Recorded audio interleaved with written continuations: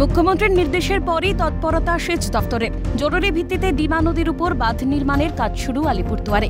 5ই October বিপর্যয়ের পর আলিপুরদুয়ার জেলার বিপর্যস্ত এলাকার পুনর্গঠনের কাজ খতিয়ে দেখতে পৌঁছন স্বয়ং মুখ্যমন্ত্রী। বন্যা পরবর্তী পুনর্গঠনের কাজে সংশ্লিষ্ট সমস্ত দফতরকে জরুরি ভিত্তিতে কাজ করার নির্দেশ দেন তিনি।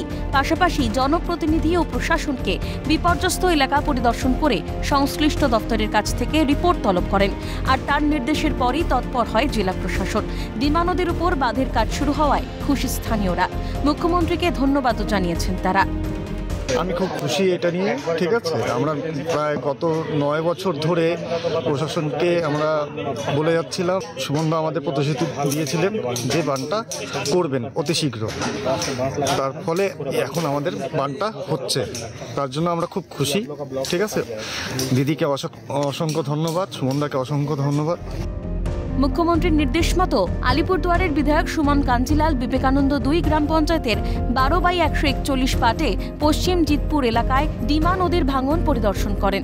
স্থানীয়দের সঙ্গে কথা বলে তাদের দাবি সেচ দপ্তরের কাছে পেশ করেন তিনি। এরপরই ভাঙন প্রতিরোধে জরুরি ভিত্তিতে বাঁধ নির্মাণের কাজ শুরু করে সেচ দপ্তর। বাঁধ নির্মাণের কাজ পরিদর্শন করেন বিধায়ক সুমন কাঞ্জিলাল।